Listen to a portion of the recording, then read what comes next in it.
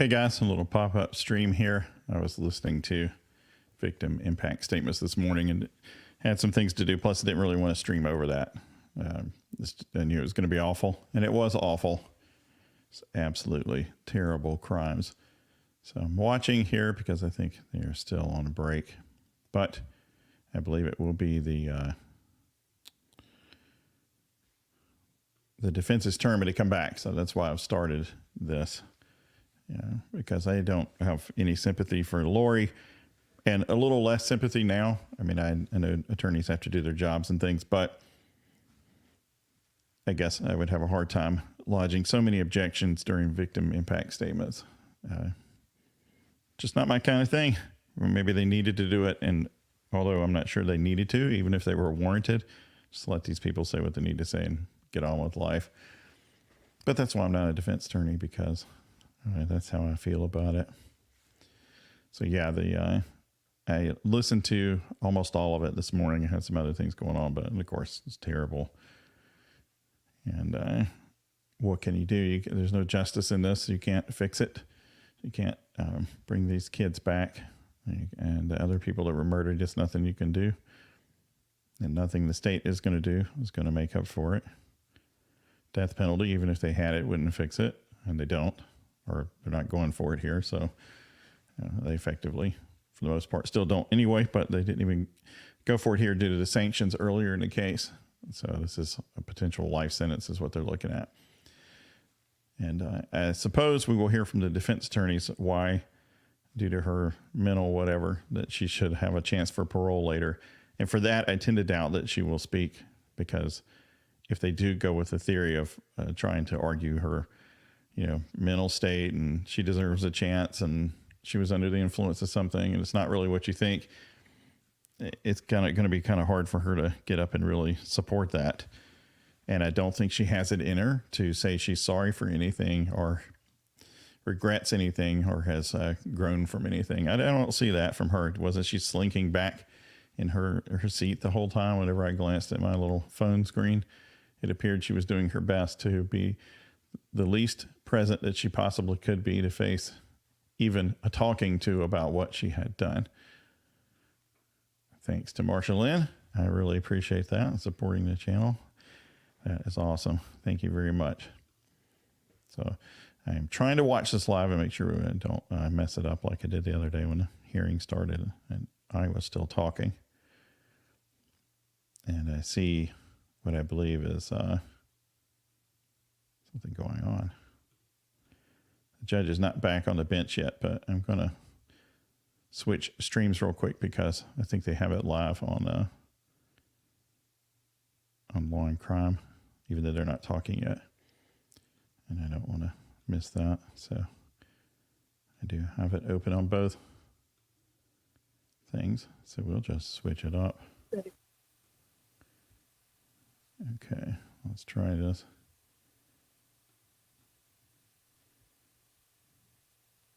And I hear some static in my headphones, so I think the audio is on there, and they just aren't doing anything yet. All right, let me get to some of you guys' comments. Sorry, I just got this thing set up.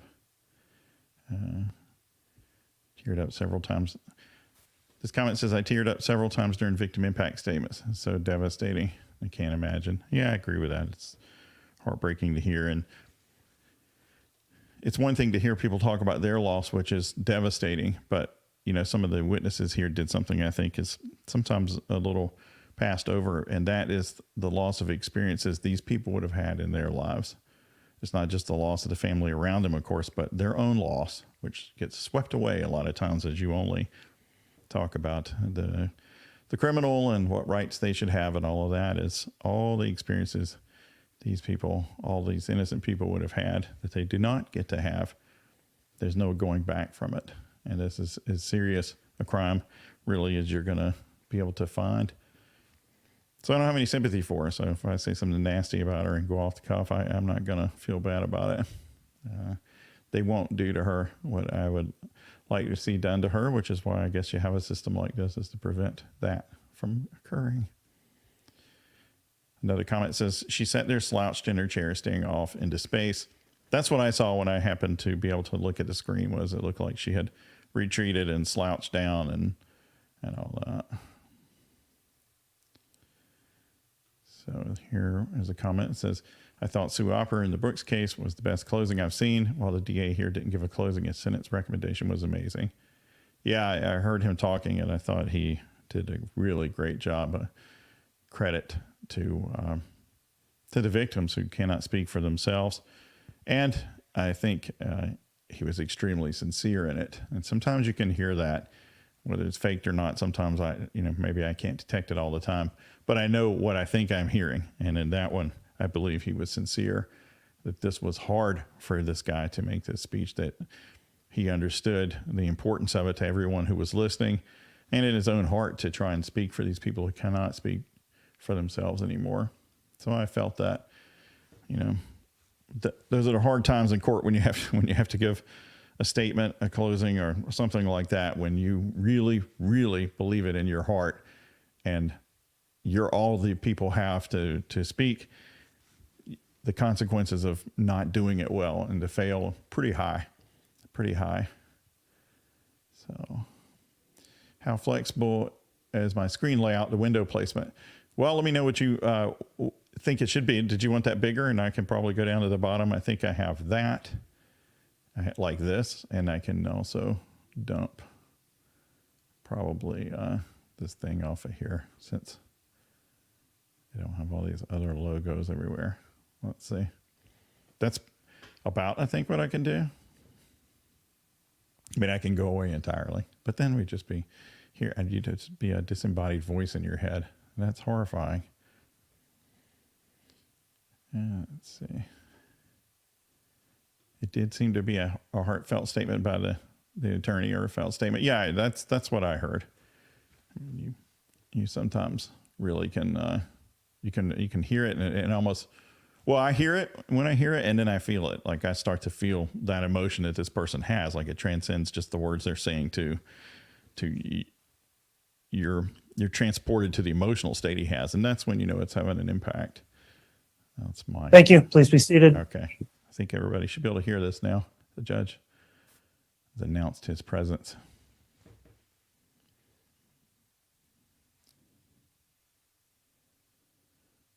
And this should be the defense turn.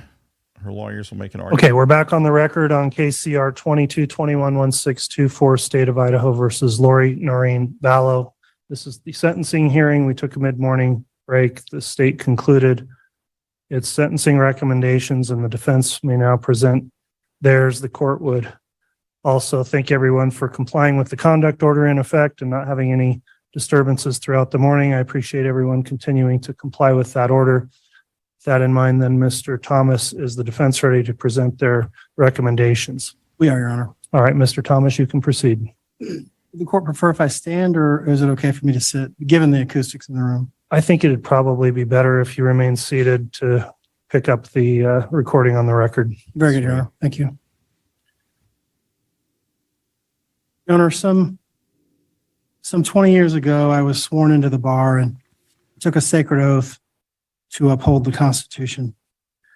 And part of upholding that Constitution is making sure that the state meets their burden on criminal cases. They're required to prove beyond a reasonable doubt every aspect of the case. And I used to be a prosecutor back in the day, 20 years ago. I understand the burden, and I understand the weight that they carry. I enjoyed the job, but it was a bit of a commute. And after a couple of years, I found a job that was closer to home, gave me a little more opportunity to be with my family. And so I took the job, but I was going to be a job as a public defender. And it was hard. I was torn because people would come to me and they would say, how can you do that? How can you represent people that are charged with such horrible and terrible things? And so I went to my wife, one of my best and greatest counselors, and I said, what do you think of all this? And she told me, John, I don't think Jesus Christ was a prosecutor. He is our greatest advocate. Oh, Lord. And I sit beside Lori Vallow, and I hope and pray for words that he would have me say. Millstone And so around I've the neck reflected if you upon hurt this kids. day and this Yeah. hour Screw you, buddy. for a long time, several weeks. And the message that I think I need to tell the court, and the recommendation that I need to give to the court regarding Ms. Vallow, is a message of peace and love and joy and hope. First of all, peace. There are so many victims in this case. So many lives have been touched in a negative way. There is devastation and destruction surrounding this case. 3 deaths. And my heart aches. It truly does, as does the rest of my team, Jim and Brandon and all of our experts. We ache with the victims in this case. There's a lot of hurt surrounding this case, and not just the direct victims. As the court is well aware, there are cousins and uncles and aunts and people just in the general public who have been touched by this case. And that hurt can sometimes be manifest as hate. And I think that Lori Daybell is probably the most hated woman in America right now, and maybe in the world. But that hate will never bring closure to the victims. That hate will never bring about the healing to those who are hurt by this case. And hate will never bring about peace. Okay, thanks. Martin Luther King Jr. once said, Oh, my God, Jesus, that and now hate I'm okay. cannot drive out hate. Only love can do that. So people who want her in prison are hateful? Darkness cannot drive out darkness. Only light can do that. Come on now. So how do we stop the hurt and the pain and the loss? And I've heard from a number of people today who've talked about JJ never being able to reach his milestones or his 21st birthday, or we wouldn't know what Tylee was going to be when she grew up. We'll never see her playing in the front yard with her children. We'll never know. We'll never know what Tammy's students make of themselves as they grow up. But we need peace to replace the hurt. And that peace and that healing will only come about by love and compassion.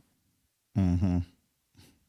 And I hope that each person that's touched by this case, whether they're a family member or a friend or just someone who has followed this case from the beginning, I hope they can heal and find some semblance of peace again, because this world needs peace. Which brings me to love. And I think that's how we're going to get back to peace. And Lori, if she could speak to each one of those people who have been hurt by this case or been affected by this case in a negative way, her message would be one of love. Then she should say that. Her motto is, love is the key. And killing people is sweet. And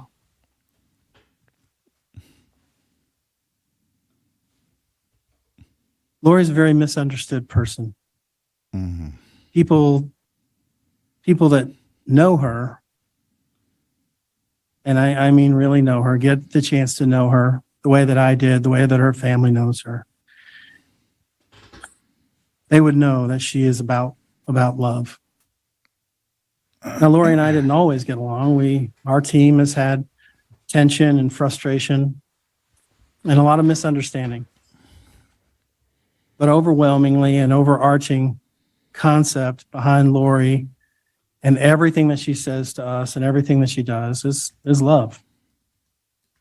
So if you get to know Lori, you'd find that she's a very different person than she plays on TV. She's kind, she's loving, she's caring, she's very witty, she's insightful, she's smart.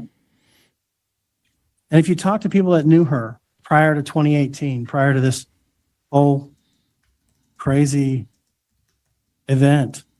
series of events, you'll hear about a wonderful person who is active in her church, who was active in our community, who loved her children, very active in their lives. Very active killing them. You'll hear people who talk about how great she was with their children in her church callings, in her neighborhood. She was a great mother to her kids. Her son, Colby, in fact, testified at trial that she was a great mother when he was growing up. She has redeeming values.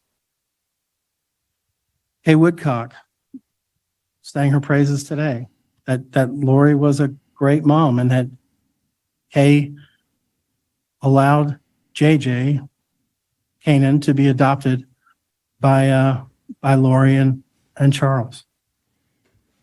And there's a lot of confusion and there's a lot of misunderstanding about how this ultimately came to pass. And that's probably not going to change anytime soon. There will be a lot of misunderstanding and a lot of confusion for a while. This brings me to my last topic. Last topic, huh? Of healing, and that is of hope. So what is hope? Well, hope is defined as a feeling of expectation and desire for a certain thing to happen.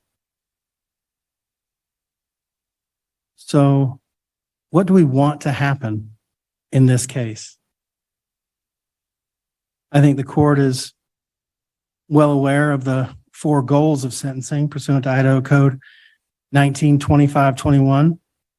The first and foremost is the protection of society. The second most important is rehabilitation, and then deterrence of the individual and the public generally. And finally, the least important, according to statute, is that of punishment. Now, first-degree murder is first-degree murder, and conspiracy carries the same punishment. Under Title 18, 4004, and I quote, "The court shall impose a life sentence with a minimum period of confinement of not less than 10 years, during which the period of confinement of the offender shall not be eligible for parole or discharge or credit or reduction of sentence for good conduct, except for meritorious service." So those are the 2 guiding principles that we have to look at. And I know the court's well aware of this. This isn't necessarily for the court's edification. But I think we have to think about how are we going to heal the hurt and the pain and the devastation of this case with hope. How do we reconcile the 4 goals of sentencing in Idaho Code 1925-21 and the requirements of punishment in 18-4004 with hope? I hope she Well, never gets out. We, and collectively, I'm talking about the court, the prosecution, and the defense, collectively, have saved the life of the defendant. I don't think the court, nor the prosecution, or the defense team should take credit or blame for the death penalty being taken off the table as a possible punishment. In my opinion, it was a collective effort, an effort that led to the court's decision. It was a necessary outcome to a series of events that no one person can be credited or blamed. We saved her life. Cool. And that is a win. That's a win for all humanity. So now what do we do? Court can, as the state requests,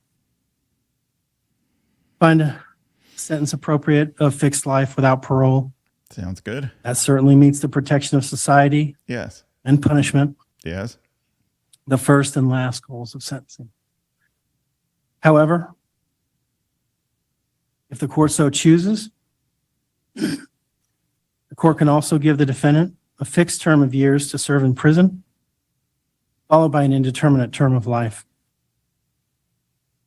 And after great deliberation and thought, we would ask the court to sentence Ms. Vallow Daybell to a 20-year fixed term with an indeterminate term of life.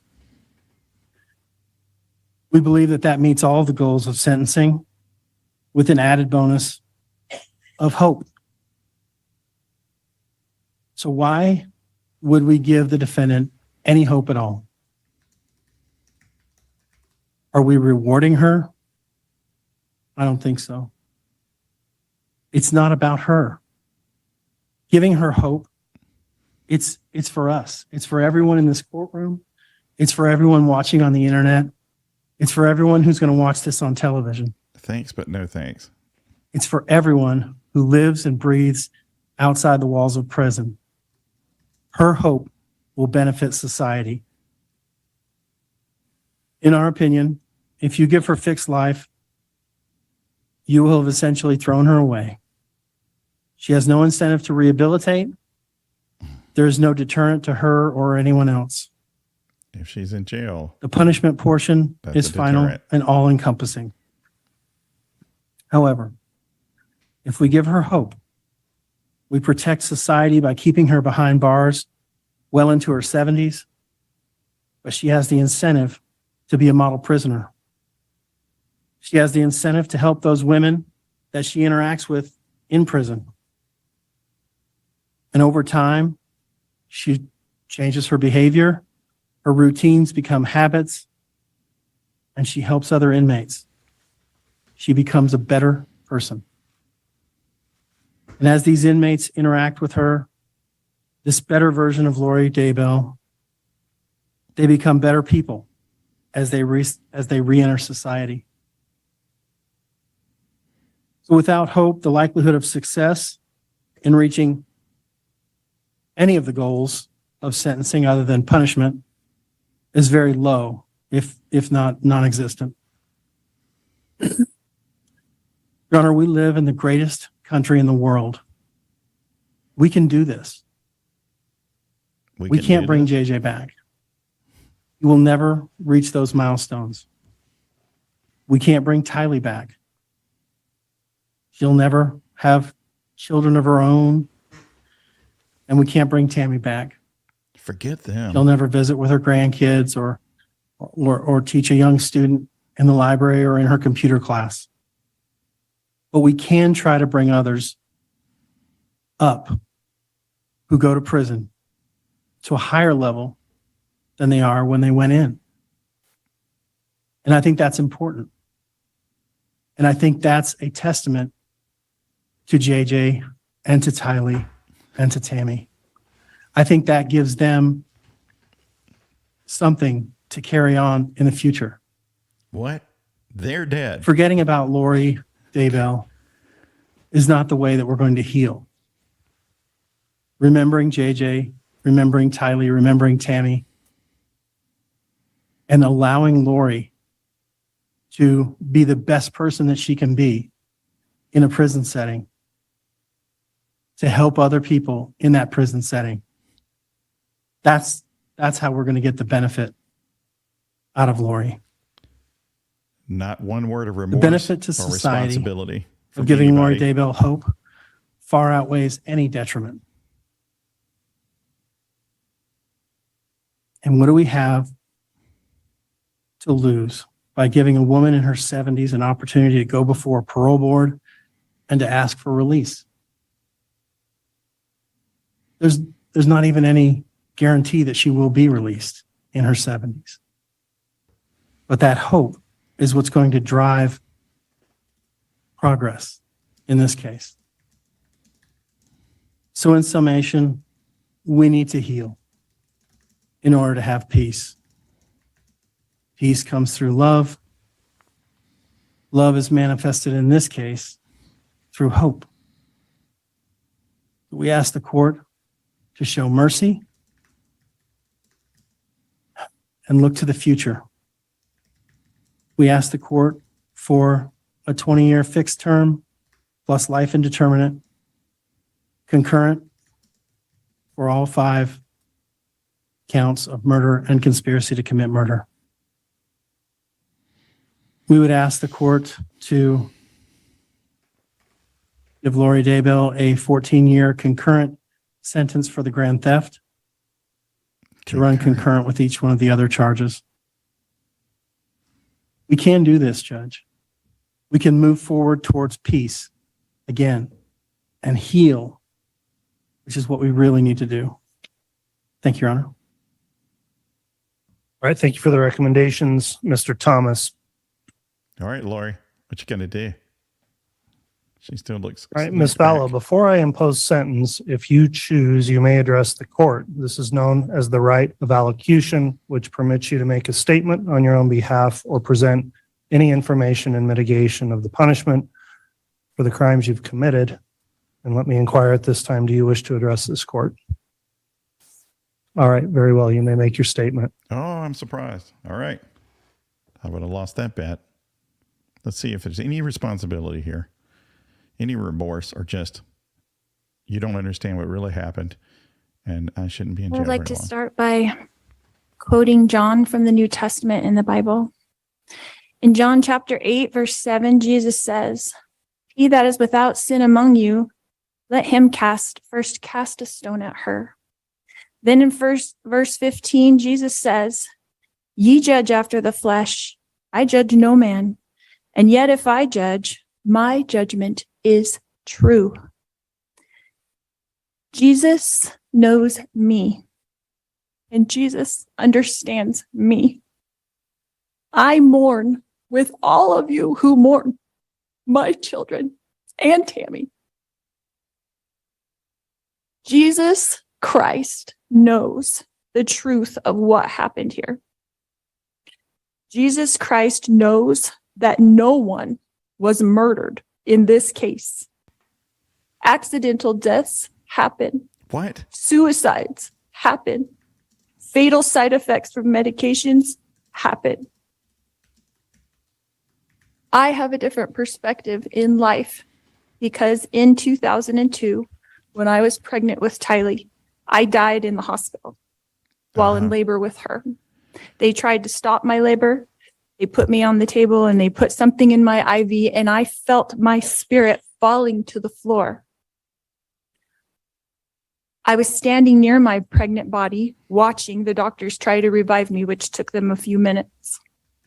In that time, my sister Stacy was standing to my left. I turned to hug her and was surprised that her spirit was as tangible as a physical body, because I knew I was in spirit and she was in spirit. She said she needed to show me some things, and we went to heaven. I later returned to my body. Because of this experience, I have access to heaven and the spirit world. Well, let's get you there. Since then, I have had many communications from people now living in heaven, including my children, Tylee Ashlyn and Joshua Jackson, my sisters, Stacy and Lolly, my aunts and my uncles, and my grandparents. I have had many communications with Jesus Christ, the Savior of this world, and our heavenly parents. I've had many angelic visitors have come and communicated with me and even manifested themselves to me. Because of these communications, I know for a fact that my children are happy and busy in the spirit world. Let's make you happy Because of my communications with my friend Tammy Daybell, I know that she is also very happy and extremely busy. I have always mourned the loss of my loved ones, and I have lost many in this mortal world. However, I know them more than most people. I know where they are now and what they're doing. I know how wonderful heaven is, and I'm homesick for it every single day. I know we all lived in heaven before we were born on earth, and we were all adult spirits in the heavenly realm. We chose to come to earth as mortals. Heaven is more wonderful than you can possibly imagine. I do not fear death, but I look forward to it. I did not want to return to my body when I was out of it. Even though my son Colby, who I adored more than anything, was only 6 years old at the time, and I was about to give birth to this new baby girl that I wanted so badly. I was a young mother, and you would think I wouldn't want to leave my children, but as I stood in heaven, I did not want to go back. I thought they would be fine without me because I was peaceful and I was happy and I was home. But then I was told by Jesus that I needed to go back and complete things that I had covenanted or promised to do before I was born. This caused me a lot of distress because I knew heaven was my real home, and I only wanted to be there. I was free from pain, emotional and physical. But then I was shown how I would help my children and others in the future. So ultimately, I did agree to go back to my body.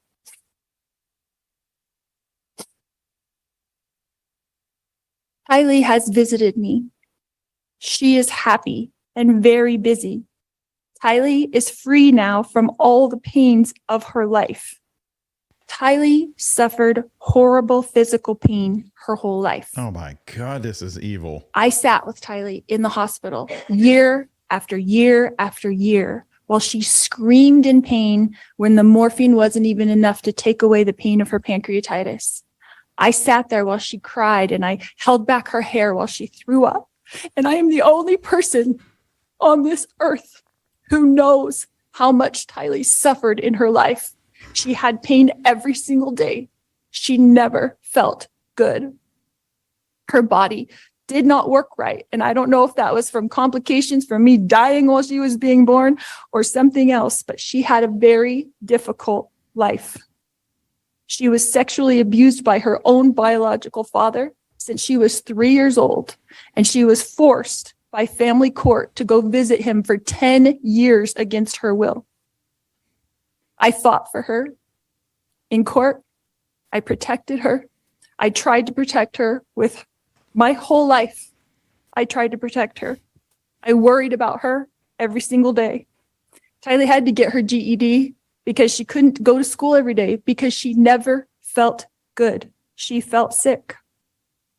Nobody knows this because Kylie, like myself, tries to put on a good front, tries to be a happy person, tries to have hope in life, tries to know that she's here for a purpose and that she has an eternal purpose to be on this earth. But I never stopped worrying about her. One of the times that Kylie came to me as a spirit after she died, she commanded me and she said to me, "Stop worrying, Mom. We are fine." Uh-huh. She knows how I worry and how I miss her. Yeah. The first time JJ visited me after he passed away, he put his arm around me and he said to me, "You didn't do anything wrong, Mom.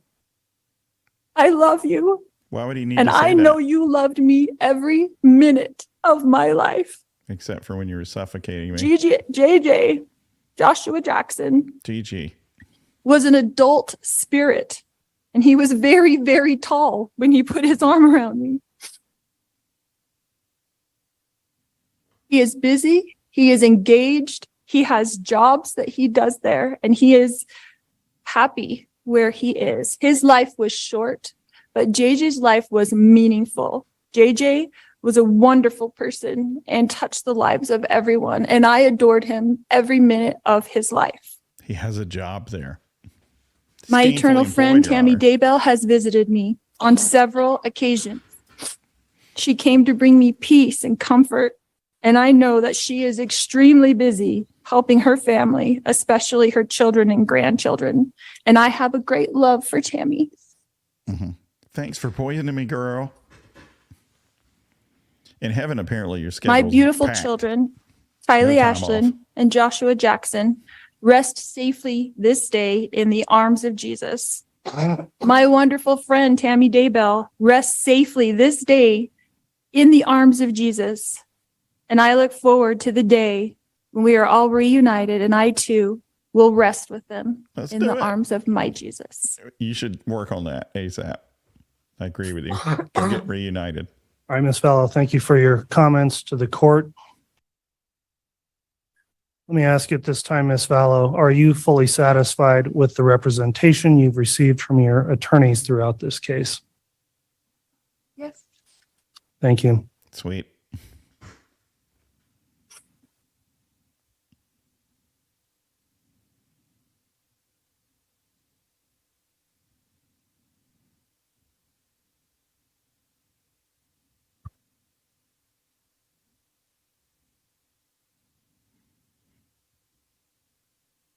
All right, the court will conclude then with my own review of the matter and then pronounce sentence.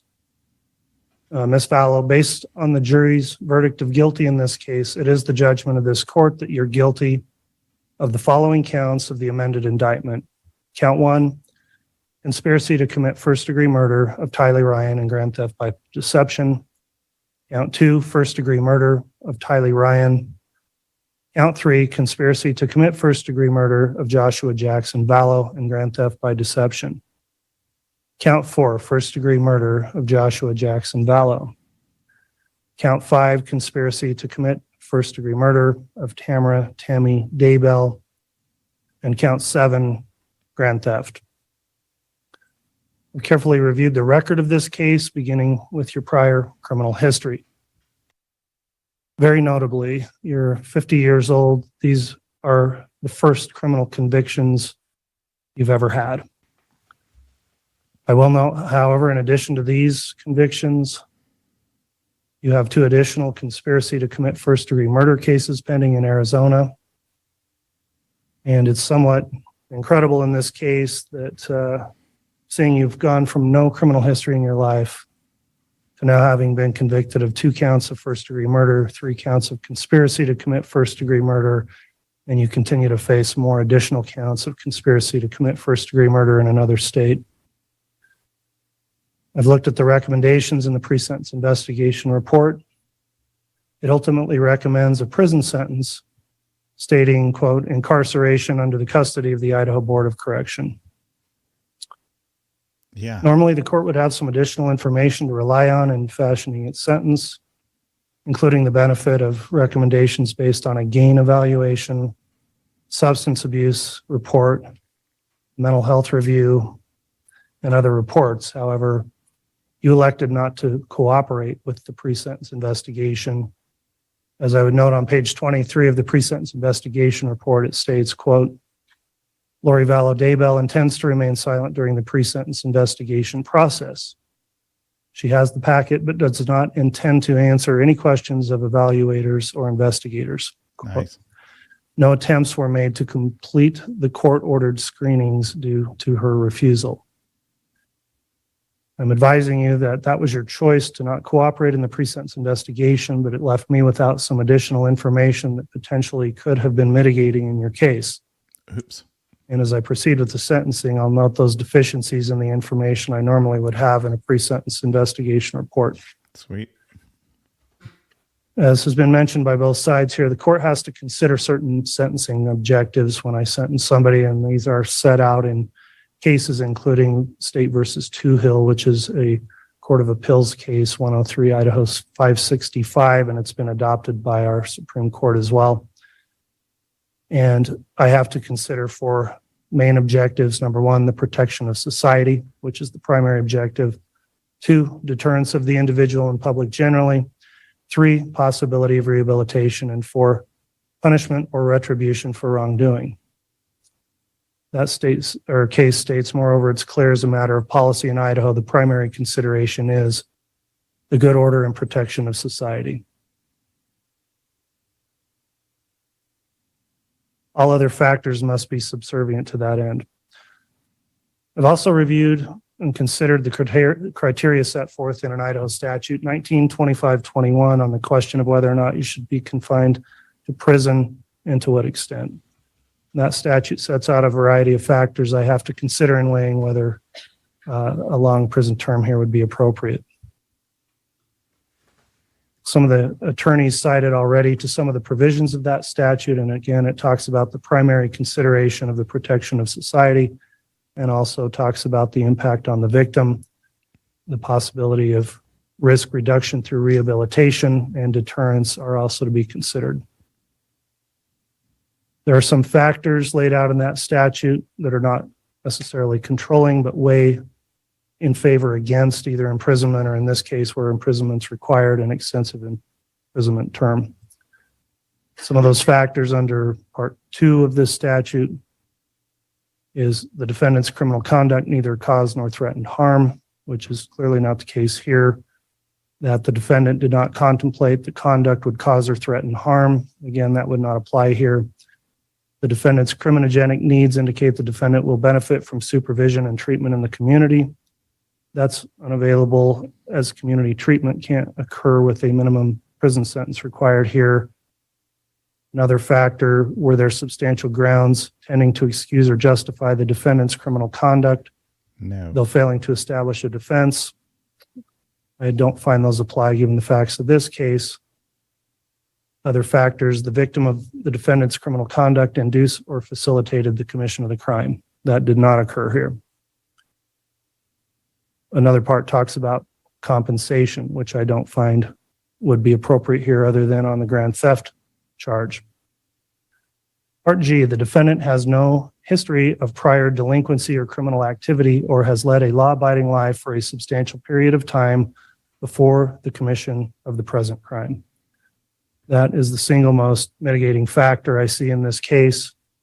Again, it's unbelievable that at your age, you have no prior criminal history, and now you sit here convicted of the most serious of charges. I also have to consider whether the criminal conduct was the result of circumstances unlikely to recur. Based on the evidence in this case, and in particular, considering the statement you just made to the court, I find it weighs against me Nice. finding in mitigation for that factor. Yes. And then finally, the character and attitudes of the defendant indicate the commission of another crime is unlikely, or the defendant demonstrates amenability to treatment. So those are the mitigating factors. Then in aggravation, we have more factors to consider. Is there an undue risk that during the period of a suspended sentence or probation, the defendant would commit another crime harmful to another person? Would a lesser sentence depreciate the seriousness of the defendant's crime? Will imprisonment provide appropriate punishment and deterrent to the defendant? Will imprisonment provide an appropriate deterrent for other persons in the community? And a factor that would not apply here is the defendant a multiple offender or professional criminal. I don't have an LSI score, which is one value I can look at to help determine whether or not you'd be likely to reoffend. I don't have that because you wouldn't cooperate with the report. Don't. So considering here So that basically you've saying lived a everybody she kills law-abiding is better life, off. and Come on.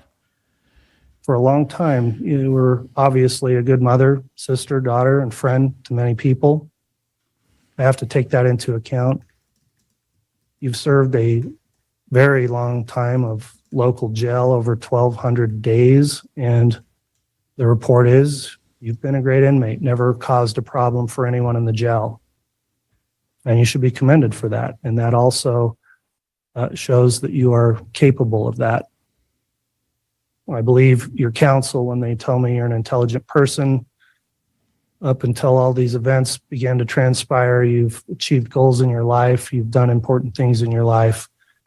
And I'd note that despite some of the comments here today, I have found that during my interactions with you throughout this long case, including your trial, you've been respectful of the court. Do we know what this beeping is that keeps going off? Yeah, I heard that. I wasn't sure what that was. Sorry.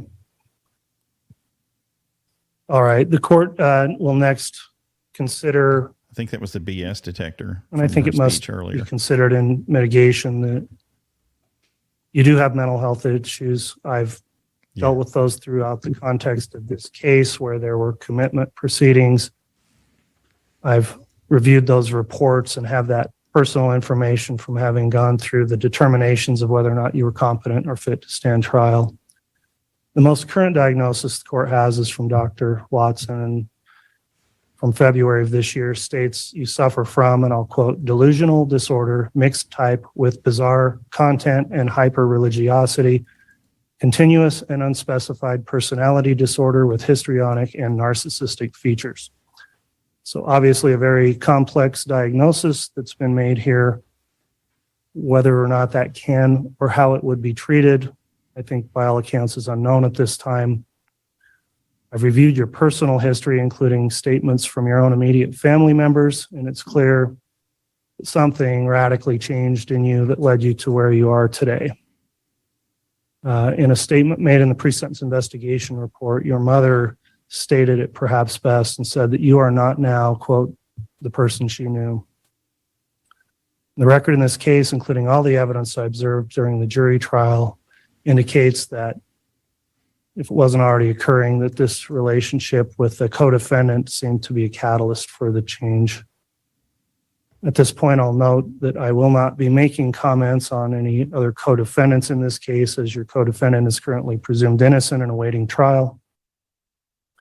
In sum, there are significant mitigating factors the court has to consider here when I consider you and your life as a whole, and that does make the case difficult.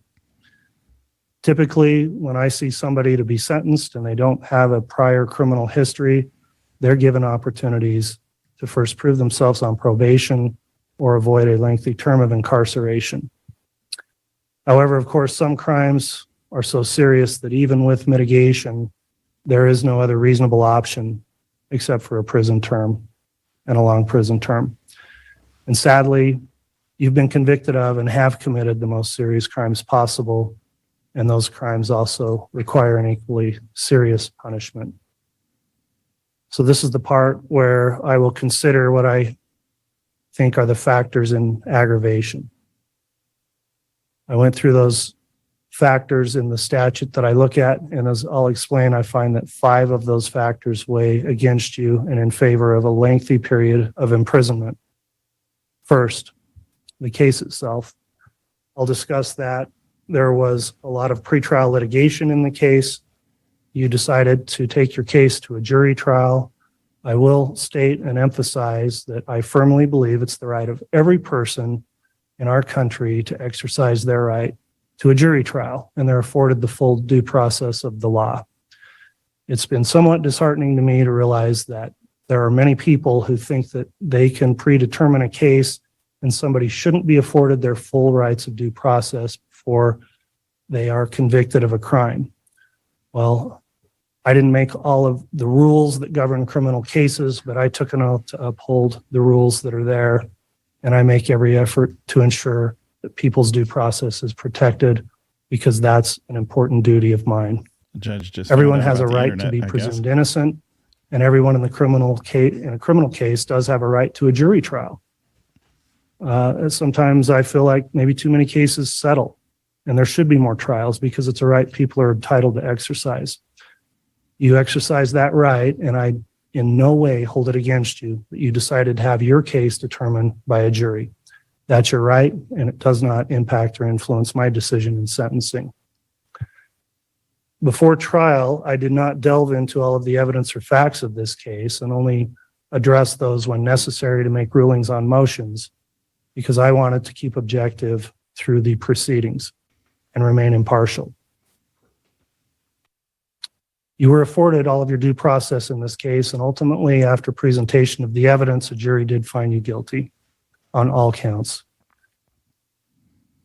I bring that up now because when there is a trial, I learn and see all of the facts along with the jurors. And that's a different scenario than when someone enters a plea and I'm only allowing argument in a BS detector sentencing going and off not again. sitting through the evidence as I did here. It's bizarre.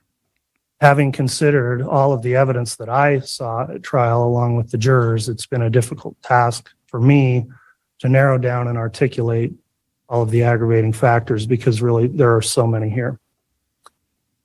Murder is the most serious offense.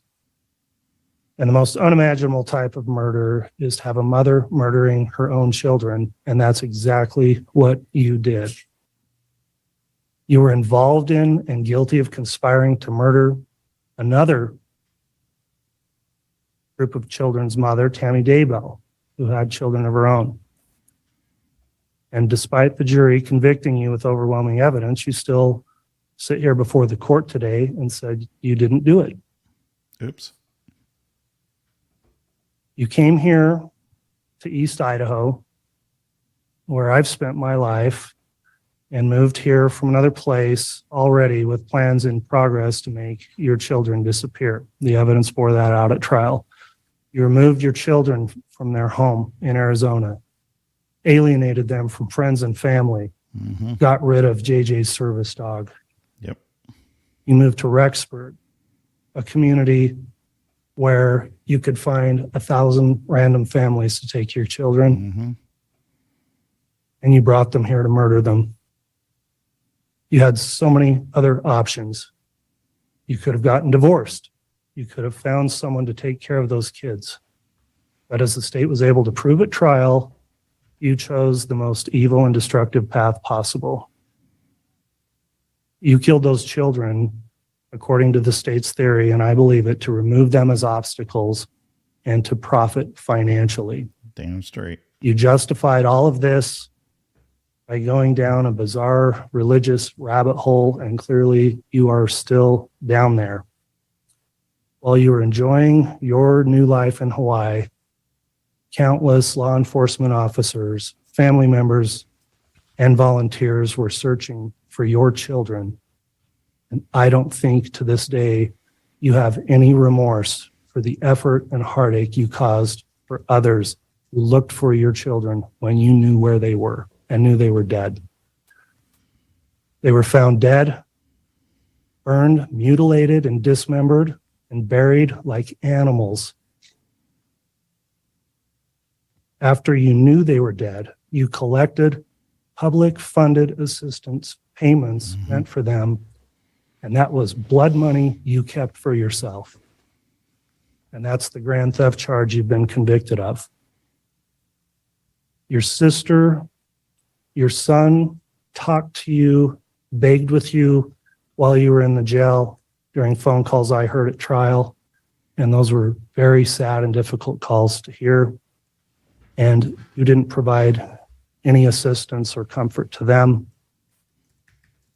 During the trial, when the evidence came out about how these children were found and the state they were in, you wanted to be excused and not have to watch the evidence, and were fine to let all the other people in the courtroom, including the jurors, have to bear through that. However, I ruled that you did have to sit and watch and see the result of your heinous crimes.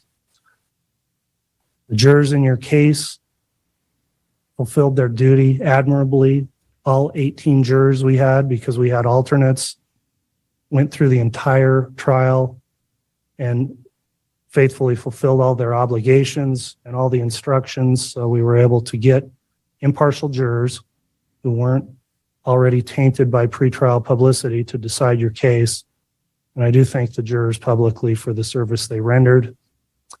Those jurors I noted during the trial were very good at keeping their emotions in check and keeping stone-faced as they're supposed to do and be objective until the case is done and submitted.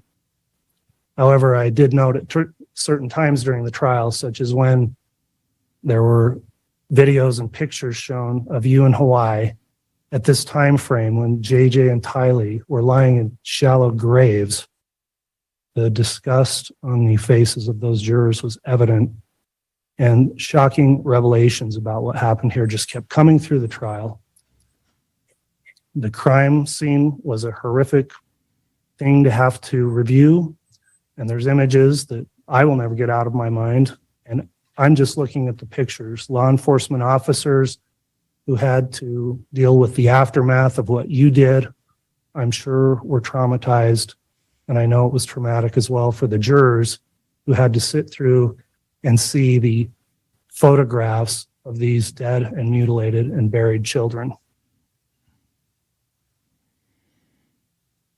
For those people who loved and cared about JJ and Tylee and Tammy Daybell, to have to see those photographs of them through trial of their dead and desecrated bodies must have been devastating. Tammy Daybell was murdered as a result of your conspiracy. She was, by all accounts, a healthy, happy mother and wife through a lot of her life. And you were out shopping for wedding rings to marry her husband while she was still alive. You were planning a wedding to her husband while she was still alive. You haven't shown any remorse for any of those actions. And she ended up being murdered, buried, had to be disinterred later so an autopsy could be performed in order to prove the evidence of what you had done. She didn't deserve any of that. You took her life away. You destroyed that family, fractured it to the point where,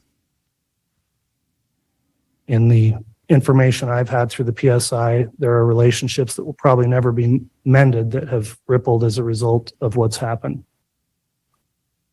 JJ and Tylee, of course, 7 years old, 16 years old, were separate people whose lives were cut way too short because of you. Never got to grow up and be adults. The family and friends who have provided their impact statements, of course, have stated it better than I could about who they were. And it is a loss for everyone that you took them away from this world. And it is the most shocking thing, really, I can imagine, is that a mother killed her own children and you simply have no remorse for it. Even sitting here today, there's no remorse for what you did. After all of this evidence through trial, you haven't shown any remorse. You haven't said you're sorry. You haven't done anything to seek leniency from this court. There's been a lot of people during trial and here who have explained the devastation you're responsible for, and you've forever altered the lives, not in a good way, for many, many people, destroying family relationships, taking people away that were loved, cared for, and needed. You may not believe to this day that you've done anything wrong, and you still may think you're justified by your religious beliefs for what happened here. I'm not here to judge that, but I don't believe that any God in any religion would want to have this happen, what happened here. And your crimes are heinous and egregious, and that alone can constitute a major aggravating factor that requires me to impose a serious length of incarceration. So after weighing all those factors, I need to in aggravation. I find that the sentences I'm about to impose will serve the interest of justice by, number one, preventing you from ever doing this again. Sweet. That they will not depreciate the seriousness of your crimes, will punish you appropriately, and will serve to deter both you and others. Sweet. So that concludes the aggravating factors the court considered. At this time, then, I am prepared to pronounce sentence. Mr. Thomas, Mr. Archibald, and the defendant, would you please rise for the pronouncement of sentence?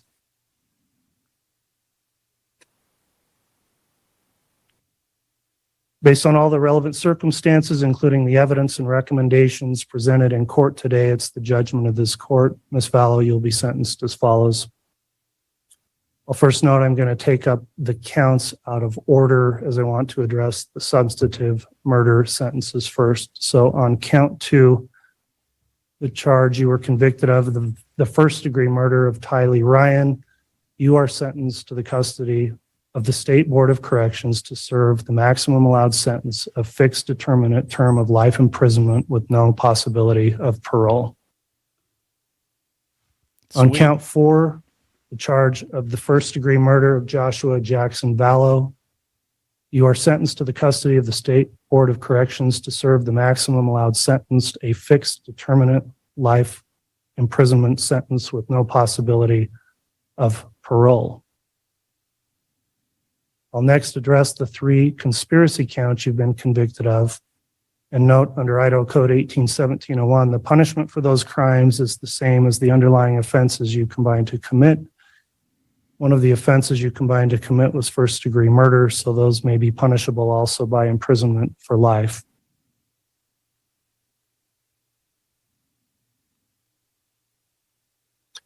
When I look at what the appropriate sentences should be for the conspiracy charges, at first I wondered if they should be as long of a term or serious as the substantive murder charges. However, what I've concluded is that these conspiracy convictions merit the same grave punishment for several reasons. First, the conspiracies in which you engaged in have had far-reaching impacts on many people besides the deceased victims. And with what the court's heard, I am convinced that the conspiracy charges also merit the same serious sentence. So on count 1, the conspiracy to commit first-degree murder of Tylee Ryan and grand theft by deception, you're sentenced to the custody of the State Board of Corrections to serve the maximum allowed sentence, a fixed, determinate term of life imprisonment with no possibility of parole. Sweet. Count 3, the conspiracy to commit first-degree murder of Joshua Jackson Vallow and grand theft by deception. You're sentenced to the custody of the State Board of Corrections to serve the maximum allowed sentence, a fixed, determinate term of life imprisonment with no possibility of parole. And on count 5, the conspiracy to commit the first-degree murder of Tammy Daybell, you're sentenced to the custody of the State Board of Corrections to serve the maximum allowed sentence, a fixed, determinate term of life imprisonment with no possibility of parole. Sweet. Finally, the court will address count 7, which is the charge of grand theft. On that charge, court is going to sentence you to a fixed, determinate term of 5 years of prison, followed by an indeterminate term of 5 years of prison for a total 10-year term of imprisonment on the grand theft. Court will next consider whether sentences should be imposed consecutively or concurrently.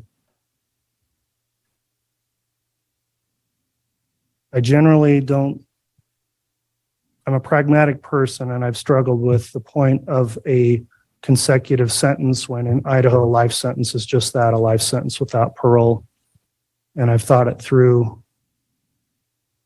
However, when I looked at this case and the more I thought about it, I've determined that because there are 3 separate murders with 3 separate victims that occurred at 3 separate times, then running counts concurrently would not serve the interests of justice, because those crimes all need to be taken into account separately and distinctly and individually.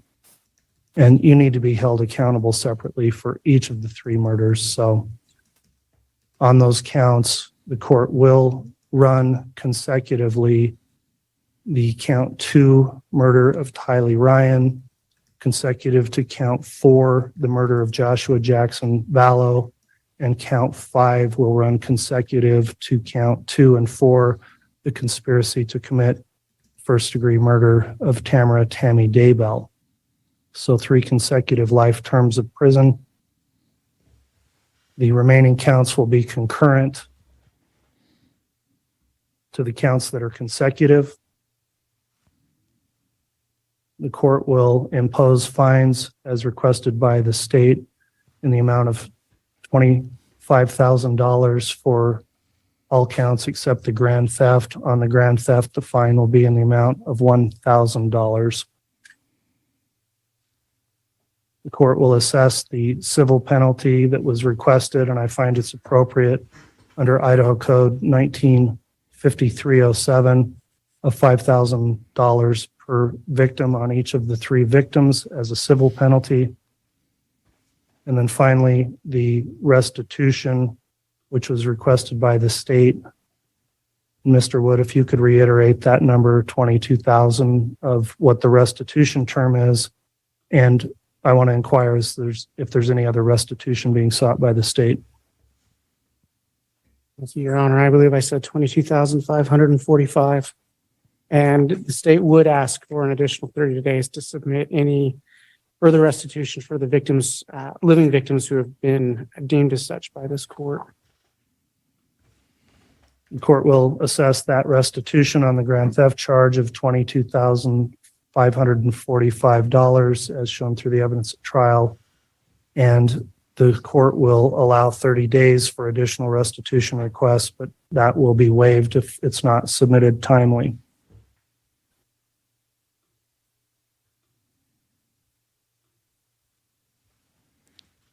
That'll conclude the court's sentencing on the charges. Mr. Thomas, do you have any questions on the sentence? No, Your Honor, thank you. All right, Mr. Wood, do you have any questions? No, thank you. All right, counsel, before we conclude, and Ms. Vallow, importantly, I need to advise you of the rights you have now. You do have the right to appeal to the Idaho Supreme Court from this judgment of conviction, and you have a right to be represented by an attorney if you appeal. You're also advised if you can't afford an attorney, an attorney will be appointed for you at public expense, and you only have 42 days to file an appeal. You also have the right to seek relief from my judgment under Idaho Criminal Rule 35. You have 120 days to file that motion if you believe a correction or reduction of this sentence is appropriate because it was either illegal or too harsh. And finally, you may also have rights to seek relief under the Idaho Uniform Post-Conviction Relief Act. Those actions have to be filed within 1 year from the day your right to appeal expires. Do you understand those appellate rights? All right, she acknowledged yes. The defendant will be required to submit DNA samples upon remand to the Idaho Department of Corrections. I'll ask the attorneys to please turn in any copies of the pre-sentence investigation reports or addenda so those can be kept in confidence and additional copies will be destroyed. And Ms. Vallow Daybell, you are hereby remanded to the custody of the Sheriff of Fremont County to be delivered to the proper authorities of the Idaho Department of Corrections for execution of this sentence. See ya. Thank you, ladies and gentlemen. That'll conclude our sentencing hearing.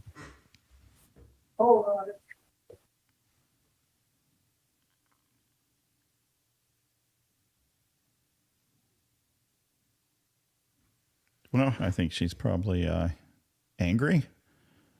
And I think they have shut this down.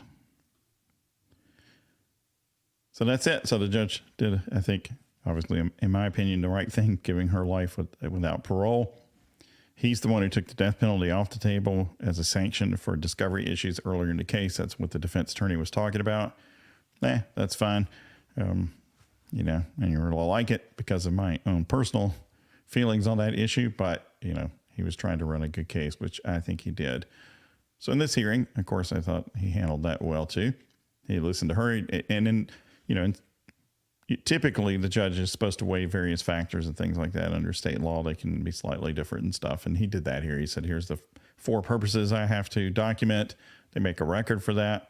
And then he lowers the boom, which he did do. And she apparently did not cooperate with the pre-sentencing stuff. So there were no mitigating factors there that she contributed. So she kind of dunked on herself then. I don't think that would have made any difference because of how terrible this was. Now, I was surprised, I have to say, that after her attorney's speech about the loss of the children and stuff like that, that she would then speak, which was her right to do it, because she completely contradicted the guy. The guy's like, oh yeah, it's a terrible thing. They're not here to, to see all the stuff in the future. We all grieve. We're all part of this community that's grieving. And then his client goes, no. They got great jobs, benefits up in heaven. The schedules are sweet, and they're real busy. And they let me know, by the way, to everybody, they personally let me know they're totally stoked that I murdered them. So they're way better off because it sucked for them down here. And so I did them a favor. I'm not asking for a medal, but I am saying that, I'm the only one who really helped them here, right? So the stuff about they're worse off, all of you people are wrong and I'm right. Now, as to her being in a cult and crazy, she probably is somewhat crazy at this point. That stuff doesn't move me because there are a lot of murders all over the place that aren't in cults or not mentally ill people. So just having a mental illness or being in a cult, there are a lot of cult people that don't kill people, or religions and a religion you don't like is sometimes construed as a cult or whatever versus the one you do. So none of that stuff is an excuse. You can look into this and see that what she wanted and what she convinced herself she deserved was a totally different life, and murdering these kids and keeping that secret was a way for her to remove obstacles and also get money. Same thing happened to Chad's wife. So they're both scum of the earth. And while they talk a lot about meeting Jesus, I noticed they're not in a hurry to get there. They're in a hurry to get other people there, not themselves, right? Whereas I would be willing to help them get there, but that's not the system we have. So, so I don't think, it was going to make any difference what happened. The defense was saying the judge had already considered this case. It would have taken a speech beyond anything I can imagine that would cause the judge not to do what he did. Now, the defense starting off with his resume and Jesus and how he sat at the kitchen table and, you need to be a defense attorney because of Jesus and stuff. To me, that's like, what are you doing here? I mean, I got it. You're great. You're the noble one in this courtroom, right? You know who else is noble, though? Also the prosecution, who has to contend with looking through the lies of your client and the law enforcement officers and find these kids and dig them out of the ground while she's partying in Hawaii and document all this evidence to actually be on that farm watching bits of flesh and bone come out of the ground. So while you're sitting there making a self-aggrandizing statement about how noble your cause is, sorry, brother, the prosecution is also important. This is a system and your job is important and everybody does deserve a defense. But I didn't like that. Yeah, he's got a right to talk and say whatever he wants to say, but that rubbed me the wrong way. The jury had to sit there and listen to all this. The judge had to sit there and listen to all this. You weren't the only one making a noble effort in this case, because if other people didn't do it, law enforcement and the prosecutors, those kids would still be in the ground as far as she's concerned, and her still stealing their money and acting like she did something good. So no, I didn't like any of that. Now, when he got to, she's witty, she's fabulous, she has a good fashion sense, she's really stoked about life and stuff, and we need hope. That's part of his job. He needs to do that. I don't think there is anything he could say that would have changed the circumstances, because she's an evil being and she needs to stay in court. And then when she ran her mouth, she helped everybody to see that she doesn't care. I mean, she thinks she did everything right. And so that's how that ended up. So I wanted to see this part of this because I figured this could be interesting, and it turned out it was. All right. So that's all of it as far as I know, because I paused this thing since I figure that's the end of that. And she's not reflective of anybody's religion, anybody's gender, anybody's anything, mothers, parents, fathers. Those two evil people, her and her consort, they don't reflect anything other than that there is evil on this planet, and it comes in all kinds of forms. And there it is. You just saw it in the courtroom with some real willful reconstruction of events there. Is she kind of nutty? I mean, maybe she is. I don't really care. I don't care. She never deserves to come out. They can give her all the pills she needs when she's behind bars, and she can become the 70-year-old lady they said she could become, helping other people in court. That's fine. I mean, in jail. That's fine. Do that. Live your best life. You can be as busy down here as you say the kids are up in heaven, and you can talk to them all the time. You lying, evil piece of garbage who is now remanded to custody, and that's that. Although, she does have a right to a state paid appeal, so I'd be surprised if that doesn't come. And, you'll have to deal with that. I don't think there are any errors in this trial that are going to merit anything. Who knows, though? I didn't see it. But really, what could it be? I mean, the evidence is pretty strong. But we'll see what they do. There'll be another noble person who's on the same level as Jesus and MLK who will do what they can to appeal for her, which she has a right to appeal. It's fascinating to hear that level. I mean, I'm a lawyer.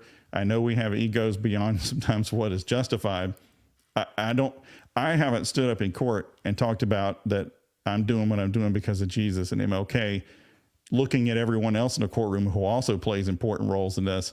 That's special, in my opinion. Anyway, thanks everybody for checking in and watching this with me. And to the degree there was justice possible, the judge handed it out, and this case is done for now. And we'll see if the right decision occurs in the next one. And let's see here. Well, that's it, everybody. I appreciate it. Thanks. Bye.